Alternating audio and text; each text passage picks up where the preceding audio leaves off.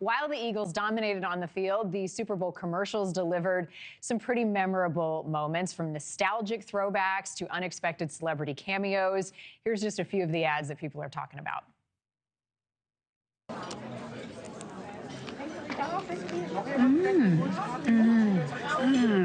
There we go. Oh my gosh. Oh, boy. So good. Oh, yeah.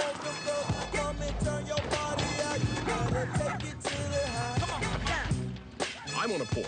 How much to wait a half hour to get my name spelled wrong on the cup? Nobody wants a goat milk double half calf soy milk cap. You could just brew it. It's beans and water.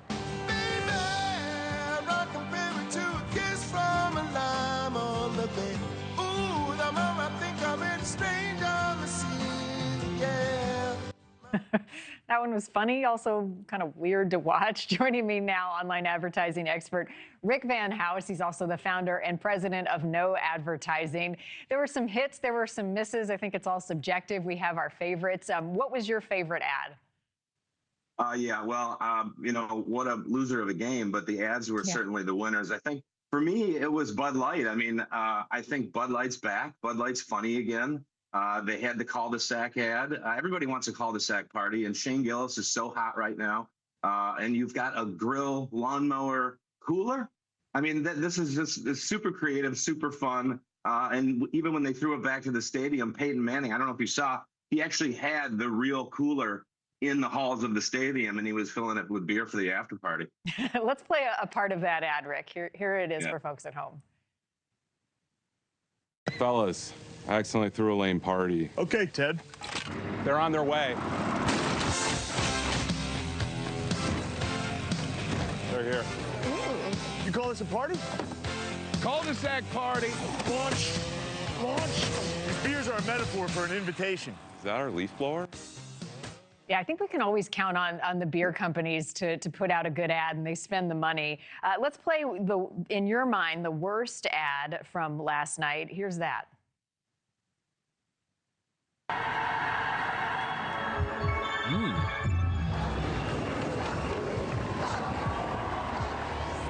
go, dogs. I'm a dancing tongue, and I like the taste of chloroform.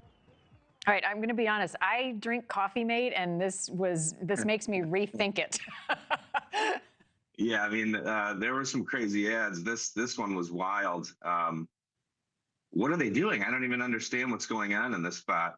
And what is cold foam? I guess is it it looks whipped like cream? It's just like whipped cream. I mean, are they doing whippets? Maybe that's why they went into this supernatural space. This was nuts for me. I believe it's their first Super Bowl ad, and they were trying to go big. But, you know, I think this one fell super flat. This kind of looks like the Kansas City Chiefs. Yeah, I kind of looked like that guy who was sitting next to him in the armchair. Like, what are you doing? And I was super grossed out. All right, there were some bizarre ones. Here's one that you put in the bizarre category. Oh, it's a boy. And it looks like he's gonna like Westerns. But what if Westerns aren't hot when he grows up? He was born to love a Western, that's what everybody said. And what gave them that impression was his fleshy cowboy head. I think I got a snack during this one. What's going on with this ad, Rick?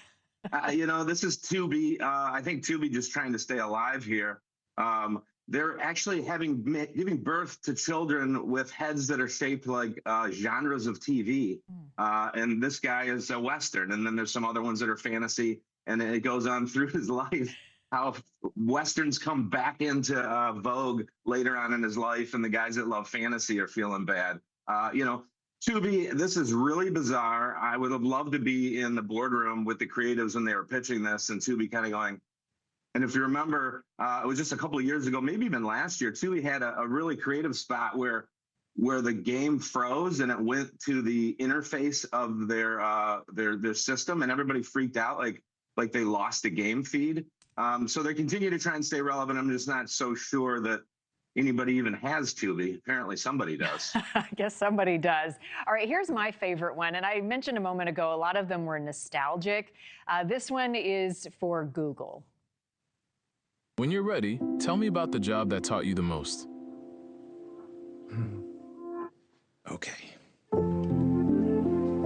It was a role where I learned to take constructive criticism. I think she oh, nope, doesn't like it. Okay. I got pretty used to, working long hours with a small team. Talk about your experiences working with others. Oh, well, I'm at my best when I'm collaborating. If it's for the team, I'll do whatever it takes. So this is a stay-at-home dad who spent years at home raising his daughter, and he's now applying for a job and looking at all of his qualifications. This one brings tears to my eyes. My husband has been staying home for the last 20 years raising our kids. So this was a really touching ad. And Rick, I felt like there were a lot of these last night that were nostalgic and were really heartfelt. Yeah, I mean, Coca-Cola had one that was really heartfelt. There were some things for women's breast cancer that were really heartfelt. Yeah. This is great. And Google has a history of this. There was an ad in 2020 called Loretta, where an older man goes through Google Photos and asks it to bring up memories of his deceased wife. So, Google's done a great job being nostalgic. And there were a lot of them last night. And, for me, football's about fun and comedy. But it's nice to see somebody actually putting an ad out there that's making the men look good, right? Bud Light's ad was great, but it kind of makes us look like goofballs. But Shane Gilis is one, so. Yeah, no, I like it. I think there were a lot of felt ads that were kind of brought us together, made us think, made us smile. To all the stay-at-home dads and moms, it's the toughest job out there. So thanks to them in that ad, a nod to all the hard work that they do. Rick, thanks as always for stopping by. Marni, we're just waiting for next year here in Detroit. Oh, yeah. Hey, I'm rooting for you. That was a real game going. That's who I wanted to see. All right. Thanks, Rick. All right. Take care. All right. The president unveiled